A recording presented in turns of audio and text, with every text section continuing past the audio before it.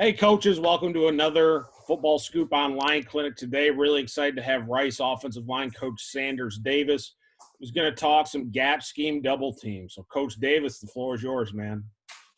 Great, I appreciate it. I really thank you so much for having me today. I think this is a great change up during these times, and I think on a macro scale, I love how resourceful the people are in our profession, and how great it is that even though we're kind of going through these unprecedented times, we're really finding great ways to learn and grow as coaches. And I think this is another one. And and I think there needs to be another shout out, especially if you're a college coach, to all those video coordinators out there who have been working their butts off to make sure that we can continue doing our jobs. I know even just this morning I was having some issues tech-wise getting this thing together, and our VC Roger Hayhurst did everything in his power to make sure that I could get this thing off the ground, and I'm really appreciative of him. And just a little bit about myself before I get rolling here. I'm originally from Baton Rouge, Louisiana, and I played football at Catholic high school as a high schooler, and went off to college. And after college, I came back and was able to get my first job teaching and coaching there under two great head coaches, Coach Dale Weiner and Coach Gabe Fertitta, who were great resources and mentors for me growing up. And I was able to progress through the coaching ranks there. And as I was doing that, my head coach, I think he was actually the offensive coordinator at the time, Gabe Fertitta, and gave me a DVD. And he said, "Hey, look, watch this DVD. It's really good." And what it was it was Mike Bloomgren, who at the time was the offensive coordinator at Stanford. And he was talking about gap scheme double teams. And I fell in love with the way the guy was coaching. Though I fell in love with the way his guys played. His motto of intellectual brutality really resonated with me as a guy who kind of prided myself in being a student athlete growing up. And so I set out to learn everything that I could from him. And I was able to get out there to see him a few times. I kind of say in jest, but it's true. I literally public tweeted at him one day if, before I had ever met him, if I could go and visit. And he responded within an hour and told me absolutely. And I was able to get out there, and our relationship formed over the next few years. He was a great mentor for me. And when he got down to Rice, which is closer to my home area, I was able to get a job GAing for him. And then this year I'm his offensive line coach. So it's kind of a bizarre story how that all played out, but I'm incredibly lucky and incredibly happy to be where I am right now. And so today, as you can see, we're going to talk about gap scheme double teams. So at the bottom of the screen, you can see there's my Twitter account and my email. Just like Coach Bloomgren did for me a bunch of years ago, I would love to be a resource for anybody who's watching this or has questions about what I talk about today. So if you have anything that you need, please just reach out to me. All right, so talking about power, just going to start with a really brief overview of it, because I do believe in clinics, I don't want to get too big scale. I really love when a clinic gets into the nitty gritty of a single thing, and that's my goal today. But I do want to talk about our relationship with power as an offense and as a program. And we do really consider this to kind of be our bread and butter play. If you talk about Rice football, who we are in the run game, this is it. This is power. This is who we want to be. And we feel that it allows our players to embody our culture, right? It's just a different type of play. You produce great angles. You get a double team. You get a personnel mismatch with a guard pulling on a linebacker, a fullback kicking out an outside linebacker. And so there's just a lot of great cultural things that we can ask our guys to do. And in the building, our motto is intellectual brutality. And this is kind of what Coach Bloomgren, this is his standard. This is who he wants us to be. We want to be really intelligent on the field, but we also want to be really physical. And so, the idea is that this play allows us to be incredibly tough, incredibly physical due to those things that but it also allows us to approach the game with extreme preparation and master the scheme. It's a relatively simple play. And so in that, we've mastered responses to adjustments and all these different things that we feel allows us to excel in the run game. And so it really does summarize who we want to be. And so what I'm talking about today is the double team, just the double team on the gap scheme combo. And so the question is, and it is a little bit different, right? This is a little bit different from probably what the large majority of people do on this double team. And so what we do is we call it a high leg combo, and you'll see what that looks like more. And so, but why? Why do we use this technique? And there's a couple reasons. And the first one is physics. Okay, so force is additive, and that's a really well-known, law of physics, is that, when forces work in the same direction, you can create a lot more force. And so what happens when you see sort of the more traditional gap scheme double team, where the guard might be stepping into a 3 technique and the tackle might be almost like down blocking into the 3 technique, you do generate a lot of great vertical force from that, but you're also canceling out a lot of the lateral force that you've created by the 2 guys working against each other. And so with this technique, we find that we can all work in the same direction and produce more movement on that defensive lineman. The other thing that I think is really important to mention is that when a 3 technique, and I'm just using a 3 technique as an example, but you can certainly use this across the board, engages with the guard, he's putting all of his force vertically through the guard to keep himself from getting moved backwards. And so what that ends up doing is it makes him incredibly vulnerable to any lateral disruption into his body. And so we do try to displace defenders laterally, with the understanding that I need to just displace him. I guess it doesn't really matter if I move him backwards or if I move him laterally, as long as I move him. And so what you'll see is you'll see a lot of violent movement, but you'll also see guys that are lighter, like tight ends, or maybe as a high school coach, certainly I faced this issue, was, your tackles might not be really big, beefy dudes, and they're able to excel at this simply because the physics works in their favor. And so moving on, it's easy to handle movement. Okay, so in this technique, we're always square to the line of scrimmage. So if that first level defender moves either direction, we're able to handle it with ease because we're always square. I'm not closing or opening my hip. And this also is relevant on the second level too. So, and I'll talk about it in detail, but if the backers flow over the top of our double team, it's really easy to get out of the double team as a tackle because I'm square. And then the last thing that I really love is something that that we call unity of apparent intent. And what that means is it looks the same, but we're accomplishing different things. So yes, we use this technique, kind of this lateral footwork on the front side of power, but we also use lateral footwork on the backside of inside zone, where we're actually trying to cut that 3 technique off at times.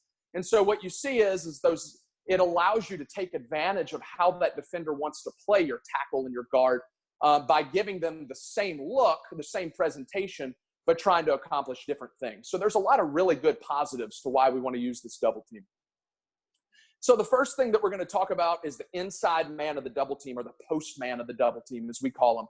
And so looking at his footwork, okay, it's jab crotch. And so I think this is probably one of the hardest things to teach an offensive lineman, is this block, this footwork, this inside man on the double team, because when you're really good and really consistent at it, the output is huge.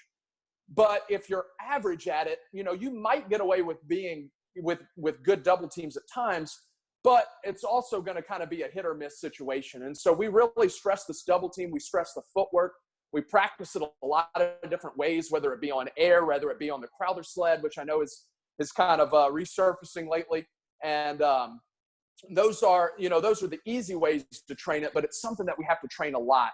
And so talking about our first step, I've taught this step a whole lot of different ways, whether it be like a settle step where you pick it up and put it down, whether it be a small vertical step where you keep your guy from false stepping by just stepping forward a little bit, maybe 2 inches. I found that was really effective for younger guys. But at Rice, what we end up doing is we take a 4-inch lateral step. So we call it a jab step. And it's really nice to take that lateral step because now your eyes are in your gap a little bit better.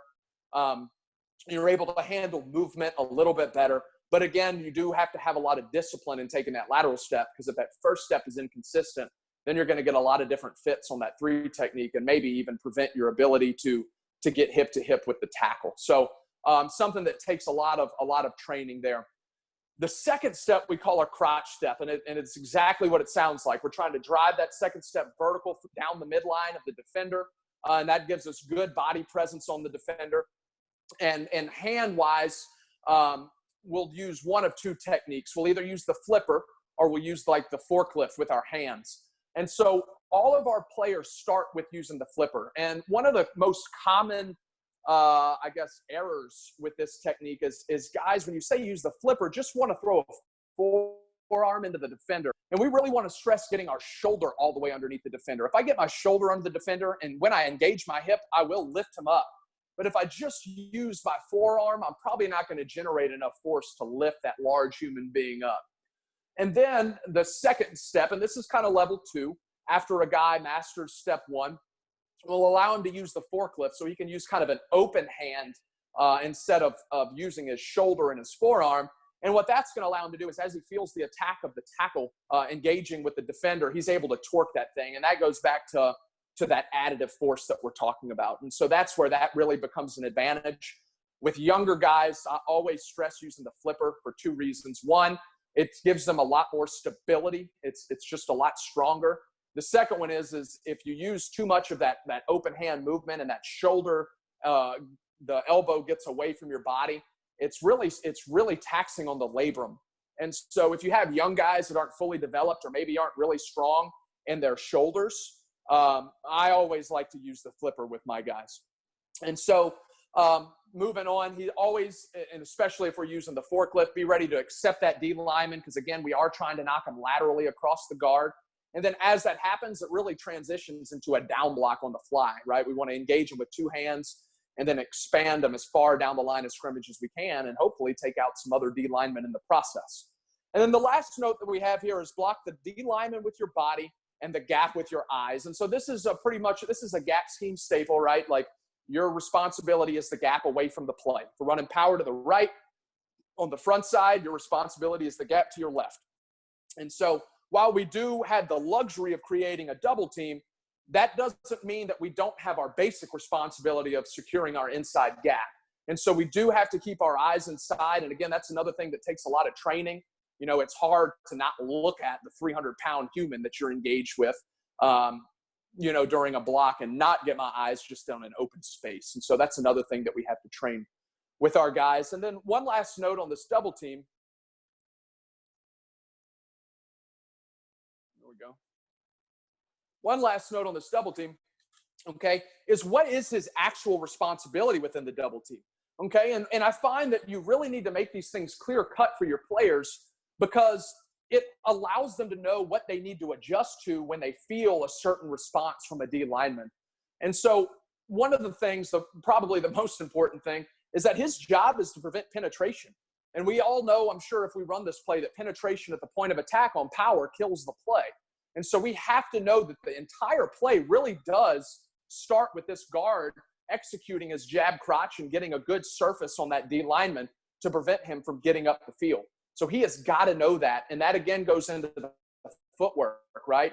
It's got to be that 4-inch step. That second step's got to go through his crotch. If that second step, we call it sloop, meaning that it comes laterally towards my first step, now my surface area on the defender is reduced. He can pry my shoulder back. He's in the backfield, or at least on the line of scrimmage. And that produces a whole lot of issues. Fits with the tackle. The bowler can't get around it, right? So he has to know that that's his job. The second thing is he's got to prevent compression, and I mean compression down towards the ball. So if that 3 technique is playing thick into the guard and he's trying to shove him down into where the ball started, into the center, then that could be a big issue, because the tackle can never get there, right? So that defender will be in the B gap, and the tackle will be kind of stuck into his high leg, and then they effectively buy 2 for 1. So he's also got to know he can't get compressed down towards the ball. And then his last major responsibility is he has to expose the ribs or the hip of the defender. And so that is the target of our tackle. He's going to engage with the hip or the ribs with his shoulder. And so it's the guard's responsibility, or the postman's responsibility, to expose that target by, like I said, getting that pad under pad, engaging the hip and lifting him, just like a jack in the box or a power clean if you like to coach in the weight room. So that will help the tackle execute his block at a high level. So getting into a couple clips here, and this is just it on air, right? So this is just the jab crotch on air. A couple guys going, I think these 2 at the bottom of the screen do a good job. The one critique I would say is their pad level gets up a little high early in the rep. I'd like to see that back a little flatter underneath the defender and then lift up through him. But you get a good picture of it. I think it's also interesting to note the flip of the stagger in their feet. Right now, his inside foot is back. That's going to allow us to get off onto the linebacker easier. If my inside foot is up, it can take me 3 steps to engage in a linebacker. But if my inside foot's back, I can do it in 1. All right, so looking at this clip, I love this clip. This is one of my favorite clips of all time. I'm going to have to fast forward through it to get to the end zone. But again, what we're talking about here is we're going to talk about blocking the man with my body and the gap with my eyes. And yes, traditionally, we're on high alert for linebackers, but it's anybody, right? It's anybody that shows in our gap. We have to block him. So if we watch the right guard here, he's going to start his drab crotch, and this is a clip from Coach Bloomgren's time with the Jets. And if you see the backside three technique, that's a really large human being, a huge human being. And so what you'll see as the guard engages in his jab crotch, his eyes are in his gap, and he closes that window on the D lineman that shows in his gap. That's how we want our guys to play. We want to be violent. We want to be aware of what's going on around us. Let the game slow down a little bit and see what's happening. He's disciplined enough to have his eyes in his gap, not on a man, not buried in the three technique. And it allows him to execute a really physical block. So moving on to the outside man of the double team, the drive, okay? This is really where we're different. I'm sure most of what I just said isn't different for people, okay? But the drive, this is where we're unique, okay? And what we do is we take a high leg footwork. And so the tackle will always be square to the line of scrimmage. Will be square to the defender. And he's going to take 3 steps, and he's going to make contact on step 3. And what you'll see with it is it's a little rhythmic. It's not your typical tempo of feet where everything is one after the other in the same rhythm. It's kind of got a little feel to it where we go 1, 2, 3, right? There's a little bit of gallop in it. And you'll see that as we go through film. And he's got a lot of the same coaching points on pad level, right? He's really got to make sure that his pads are down low so that he can engage the shoulder and the hip of the defender. Why the hip of the defender? The hip is really one of the only parts on the body where you can't produce resistance, right? There's really no muscle in there. It's kind of it's more of a gear, right? Like it helps you move, it helps you set your direction, but you can't produce a lot of force in it. And because it is where it is, it's kind of in the midline of the body. If you knock a human's hip out, his body's going to follow, right? His lower body will follow. And so that's why we really like that target on this technique. And his job is to feed the D lineman across, right? So again, knock that hip over. Sometimes we say knock down a door. Like if you're in a house and it's on fire and you've got to knock the door down, you're gonna sink your hips down and you're gonna drive into the door with your shoulder. And so that's kind of the metaphor that we use to teach that. And it is really effective. And then the last thing here is stay square to your assigned linebacker. So again, we're always going to be square. It helps us get out of that double team should that backside backer, in this picture, the will, if he flows over the top. And one more thing I'd like to stress, and I kind of mentioned it, is it's hip level, guys. It's hip level. A lot of times you'll see the tackles that use this technique, they'll want to bend at their waist, and they'll still hit the target of the defender, the hip, with the appropriate part of the body, which is his shoulder. But that's not right. It's not right to just bend at the waist and make contact. And so that's one of those things that you have to train your guys out of, is you have to understand it's hip level that matters on this technique, not necessarily just pad level. All right, so watch it on air, okay? Again, look at the rhythm in the feet. Step, step, step, right? It's not just this evenly tempoed thing, okay? His shoulders are low. Notice how he maintains that stagger, that squareness all the way through the rep. On this next clip, we'll watch it all together. Okay, so a big group going. Again, you'll see some of them, like the guy second from the bottom, you'll see him kind of leave his feet after he takes his third step, right? And that's to represent sort of that explosiveness. That's breaking down the door. If you're training it on air, it's a great way to start. So that's just a look at it. All right, and so as we move into the technique and putting it all together, there are really 3 scenarios. And I'm going to start with this leftmost scenario, okay, which is basically the everyday thing. Everything stays the same. The 3 technique stays a 3 technique, and the backside backer is flowing. And so our guard is going to take his jab crotch footwork. Okay, the tackle's going to high leg and feed and transition up to the linebacker. Now, one thing I want to point out on the left is that line between that defender, between that backside foot drawn on that defender and the linebacker. I think one of the things that can be misleading when we draw this play is that line right there. And what it does is it makes it look like we have to stop that linebacker before he flows over the top. And so what I think that does is that forces guys to be impatient in their double teams and doesn't allow them to really make sure we get great movement on the linebacker. When in reality is if that linebacker flows over the top, that's fine. I can wait till he crosses me all the way as the tackle, then get out of the double team, knowing that I can keep that man in transition. Again, it doesn't matter which direction I displace him, right? If I keep him all the way on the left or if I expand him all the way to the right, there will be an open gap there. Okay, and so I think that making that point known to your guys is really important to help them understand it doesn't have to be stop this man before he gets to the double team. You just need to make sure he's displaced. All right, so watching a practice rep. We got a couple practice reps here. Okay, watching the first one. Great job by the tackle. All right, getting his hips down low. Feeds that man all the way across. I'd love to see that guard accelerate his feet a little bit more once that thing gets knocked over. We believe a man in transition stays in transition. If I can catch that guy while he's transitioning, then I'm going to be more successful at expanding him down the line of scrimmage. Okay, in this clip, we've got the same technique, but now it's between the center and the guard. Again, these things are interchangeable. We use these techniques across the board.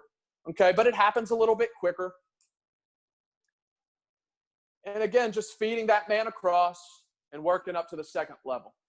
One thing that your guys might experience if you use this between the center and the guard is the timing might be a little off because they're on different levels. And if that's an issue that you're having, just scoot your guard up a little bit, maybe tighten the split down a little bit.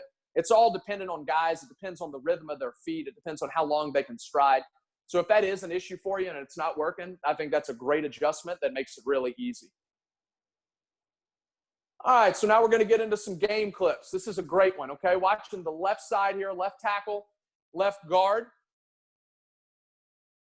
Guard does a great job with his footwork. Okay, now he's a forklift guy, right? He's got his outside hand engaged underneath the pads. As soon as he feels the tackle make contact, he wrenches that thing inside and drives him into the ground.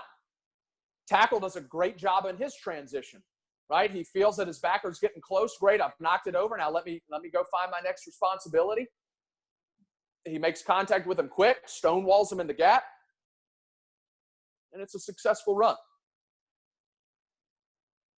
One other thing just to point out, a little off topic, is the pulling guard here. Notice how the tight end is kind of losing inside of the point of attack. We always want the guard to swab the gap. So if he can find color, take color. He's going to blast through that man on his way up to his responsibility, who's that leftmost linebacker.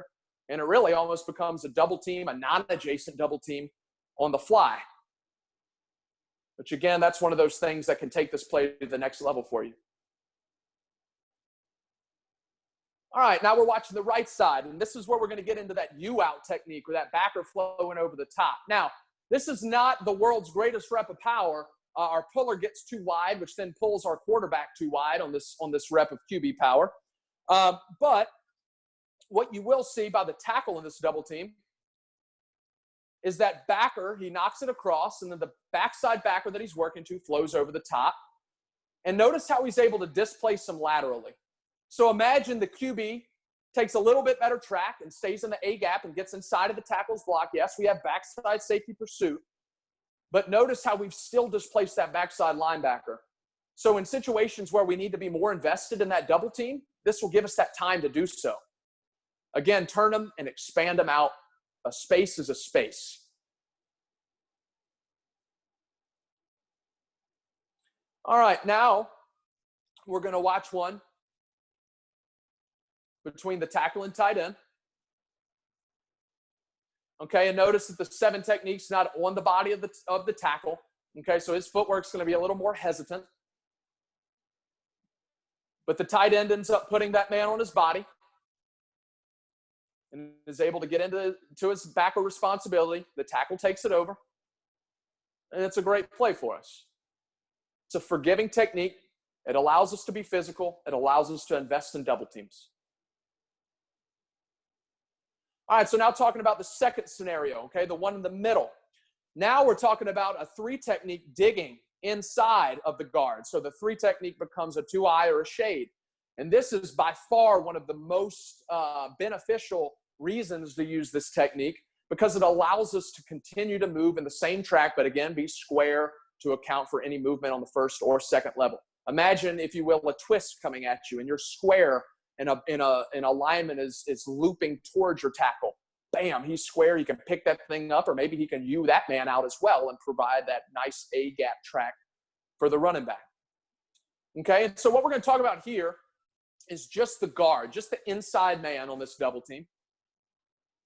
Okay, and on this particular rep, we're using near leg, near shoulder, so we're not going jab crotch. We'll use this technique occasionally against heavy penetrating three techniques. And so what I love about it is as that man digs across his face, he goes from one hand to two hands, something you got to drill a lot. And then notice his feet start to run. He accelerates those feet, but he locks the upfield shoulder of the defender so that he can't spin back out or cross his face. So all of his pressure is going into that right shoulder of the defender, and he runs his feet to expand that man. If he's moving left and I start to run, he'll never be able to change direction. A lot of times what you see is you're able to take out multiple D linemen on the opposite side of the front because of that technique. All right, now looking at it together, notice the tackle. Really easy for him to transition out of this technique. Okay, nothing different for the guard. He wrenches it across and expands it down the line. The tackle's in his high leg, feels the movement, sinks his hips, and is able to transition vertically. If the backer was hard flowing to his right, he could just easily turn it back out to the right and expand him, knowing that the ball will hit inside of him. Okay, looking at it on film. Okay, watching the right side, the right guard, right tackle. Okay, again, violent dig by the three technique. Look at our guard here. Great footwork. This was one of those games we use near leg, near shoulder. Our tackle is also not using the same technique here. It was a mid-game adjustment we wanted to use. But it does get the point across. Great displacement. Look how many guys we take out with a three technique. We take out the backside shade. We create traffic for the backside DN. Tackle's able to transition up to the linebacker with ease.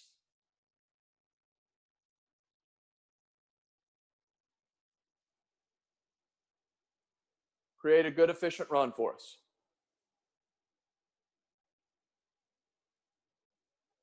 All right, now, a little different in the sense that now I'm just going to tell you, hey, the three technique already dug into the A-gap. So what we will actually, if we have a 2-eye and the tackle is in a situation where he's not obligated to block anybody else, we'll still use this technique in case of knowing that a 2-eye can become a three technique.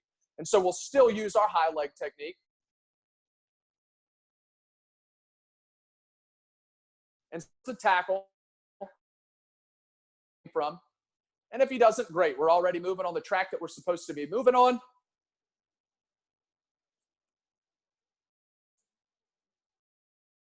Really easy for him to train, even with that backer in a plus alignment.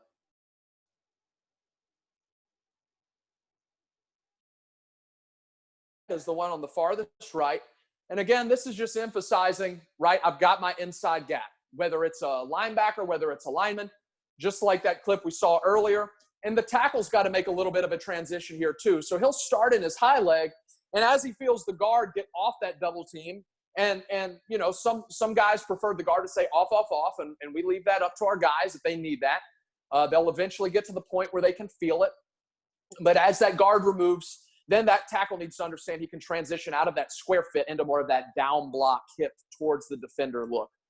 And so we'll see that happen a few times. But first, just basic rule of power, right? If there's a man in my gap, block him. It doesn't matter if it's pre-snap or post-snap. So in this look, it's pre-snap, right? Every man has a man in his gap, so we'll block down on him. We don't think that that is any different than when that man fills post-snap. Right? I'm pretty sure most of us would use this philosophy here. Right? So we'll all just down block it. Man in my gap, I'll take it. But now we look at this one. Okay, watching the left tackle. Great violent rep here. That backer plugs. He closes the window and takes it out. Always have to be gap aware. One more clip of it. Okay, the left guard here only gets just a fraction of time engaged in that 3 technique before he has to close the window. But that's okay, right? He throws his hat across the bow. He prevents that penetration from happening. He does just enough. The puller's able to get around it. Quarterback can stay tight. Nice and efficient run in the red zone. All right, so last thing I want to touch on here, because I know I'm running out of time, is common errors. So what are some common errors that we see? And so the 3 most common errors, and I'll just show one clip of each, is a loose fit by our drive man, by the high leg man. And typically what that means is that his first step is up and then over towards the defender instead of drawing a line through the defender. We actually tell our tackle to aim through his high leg for that backside backer, again, when appropriate. There are times that we have to adjust that. And so we want to emphasize that diagonal track through the defender. But if I go up and then over through the defender, I'll never have any vertical presence through him, so that technique becomes really hard to use. The other one is I jokingly call it a side butt, and I mean that my hips turn out as the high leg, and I end up hitting him with the side of my inside butt cheek. And again, that just doesn't produce enough force to move defenders. We're not low enough to move defenders. And then that last note, of course, is hip level. Like I said, guys typically bending over as they learn this technique from the start.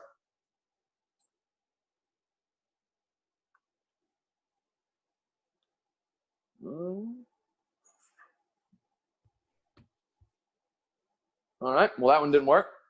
Okay, so this is what I'm talking about in side butt. Okay, so notice the tackle kind of turns his hips out to the left, and he ends up going up and then over.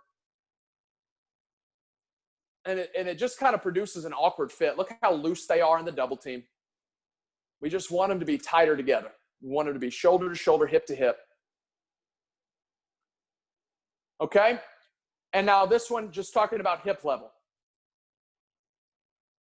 Okay, our hips are a little too high. We don't really generate the movement that we want off that initial contact. Now, he does a great job of driving through the block. Okay, but his hips are still a little too high to generate that initial lateral knockover that we want.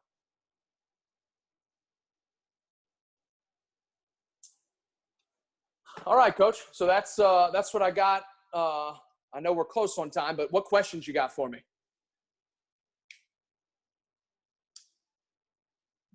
Oh, I just realized I was muted. Hey, so you're good. I got a couple things for you. Yeah. You know, I think it's interesting how O-line philosophy has kind of gone from, shoulder and using the flipper to using your hands. Kind of when I was in high school, I was in college, and now is kind of, depending on scheme, going back to the flipper and shoulder. Why do you think that is as a O-line guy? So, the first thing, like I said, I think it allows guys to be really violent. It's really, when you talk about using the shoulder, you're really talking about using your entire body, right? You're talking about engaging your upper body. A really stable, strong part is like the back of your shoulder, the top of your shoulder. So to be able to get that underneath the defender, and then on top of that, engage the hip, engage your glutes, engage your quads, and send all that force upward through a defender, I think is a great violent movement that, again, maximizes the force generation that you can create.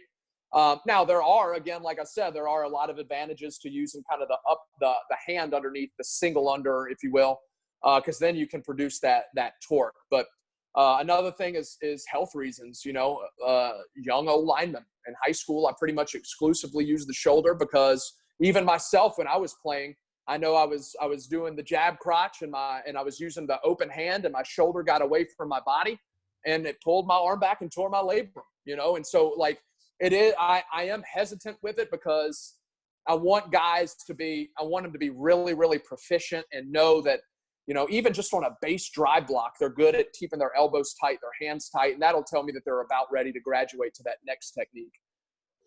How often are you bringing tight ends down to work on your combo block stuff? Is that a daily thing or a few times a week? How do you guys handle that? Yeah, so it depends on the week. As we install things, we're going to have them with us a lot. The tight ends will come over and we can kind of pot up right and left and work those techniques. Another thing we do typically is on a daily basis is OLDL crossover, and the tight ends will come with us. And it'll just kind of be like a half line period, or really whatever we feel like we need for the day. And during that time, we find it really beneficial to work on our double teams. And then, of course, like anything else, as you go through film and you watch film and you say, man, we're just not executing this technique at a high level. And if it's a play that you want to run, then you got to invest time in it.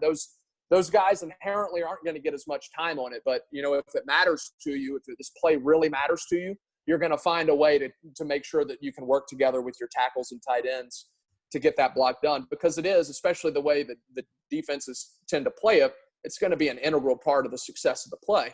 And so it's something that has to be drilled. Yeah. Great stuff, Coach. I really appreciate you joining us. Yeah, absolutely.